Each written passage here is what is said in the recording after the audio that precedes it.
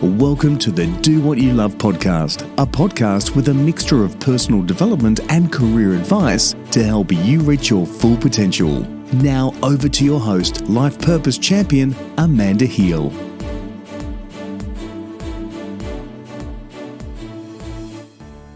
Welcome to episode 1 of the Do What You Love podcast. This is part of a special 3-part series which will help you discover your life purpose so that you can have more fulfillment and joy in your life and career. I'm your host, Amanda Heel. Do you ever feel like you work just to pay the bills and your weekend is filled with chores? Do you feel like your life is lacking meaning or significance? Are you finding that your job no longer brings you the joy and excitement that it used to? Perhaps you're just fed up with the stress, long hours, and poor work-life balance in your job. If any of these problems resonate with you, I know exactly how you feel because I was there once too. But then I discovered the solution, which is what I want to share with you in this podcast series and podcast. The solution is to discover and live out your life purpose. Have you ever asked yourself what your life purpose is? I know I certainly didn't.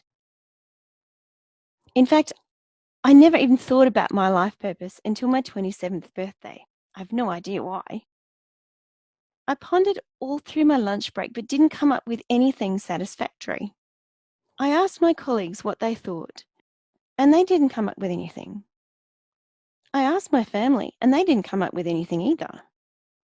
So I put the question in the too hard basket for almost 17 years. Until in late 2013, I had to face the very real possibility of losing my job. Drastic cuts had been made to the public service during that year, and people would ask me if I was afraid of losing my job. Of course not, I'd laugh.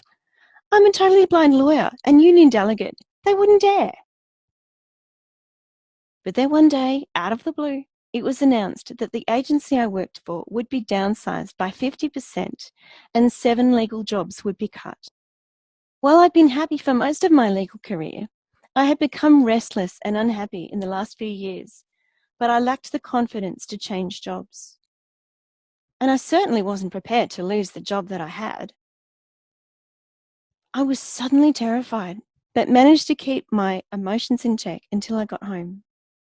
And then I went to pieces. If I lost my job, how would I pay the mortgage? How would I live?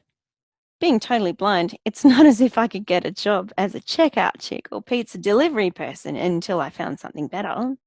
Now, I'm a woman of faith, so what I'm about to share with you over the next 30 seconds relates to that. I'm not asking you to believe what I'm saying. I'm just telling you what happened to me. I've never been someone who can pick scriptures out of the air.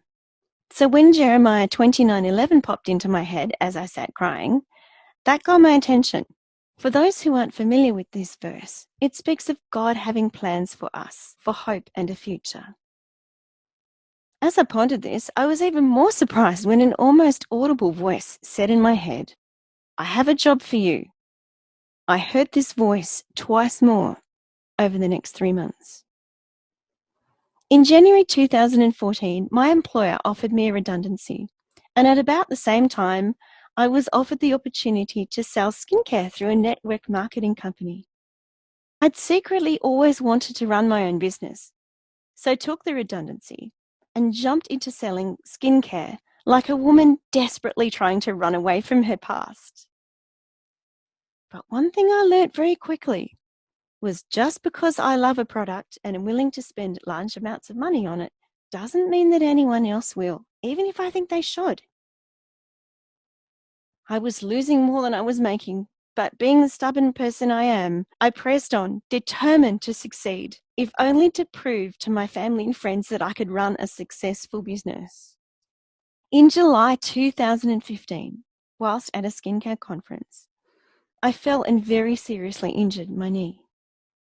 You know, it's amazing what 10 weeks spent sitting on a couch soul-searching will achieve. I eventually admitted to myself that I wasn't doing it all well in the skincare business and that it was time to make a change. I had done a lot of personal development training through the skincare company, and it was at the very time that I had decided to stop selling skincare that the person who trained me called me and asked me if I would like to retrain as a John C. Maxwell speaker, trainer, and coach. I was sure that this would be easier than selling skincare, so said yes. When I finished my training, I decided to specialize in career coaching, but was unable to get more than a couple of clients. So I decided to enlist the services of a coach to help me figure out what was going wrong. You know, nothing beats working with a good coach. A good coach will ask questions and may even make suggestions, but will never tell you what to do. Their only agenda is your success, and they will help you to discover what you need to do to get it. After a number of coaching sessions, I began to realize that the reason why I wasn't getting clients for career coaching was that career coaching wasn't really what I wanted to do. But what did I want to do? One afternoon, as I was lying on my bed pondering this, my thoughts were drawn back to my purpose and how I didn't know what it was. As I lay there, I started thinking about my speaking and coaching training and how easy that had been. Speaking and coaching had come naturally to me. I've been public speaking in one form or another since I was a child. And I've never had the paralyzing fear that people describe when they have to stand in front of a group of people and speak. One of the main components of coaching was listening. And what skill have I had to develop very well as a blind person? To listen. Then I began to look further back into my past. I remembered all the opportunities that I had had to speak publicly and the hours that I had spent listening to and encouraging friends, and how ever since I was a child, I had always wanted some sort of job that helped people. And then it came to me. I wanted to be a speaker and coach, helping clients discover their life purpose so that they could figure out what they wanted to do with their whole lives. This was my purpose. This was what I had been building up to my whole life. Now I'm living out my purpose and am happier than I've ever been, but more on that later. Now, if you've just stumbled across this podcast, you may not know about my quiz. Would you like to know whether you are living out your life purpose? I've created a quiz to help you do just that. Just go to my website, www.purposevisionfuture.com, fill in the form, and you'll get the link to do the quiz. Easy. In the next episode of this special 3-part podcast series, I'm going to talk about what life purpose is, what it looks like to live outside of your life purpose, and what problems it can cause over the long term. Until next time, have a great day and do what you love. You've been listening to the Do What You Love podcast with Amanda Heel. Feeling unfulfilled and frustrated and unclear what to do next? Access Amanda's Are You Living Out Your Purpose quiz and resources to get you started on your journey to doing what you love at www.purposevisionfuture.com. That's purposevisionfuture.com.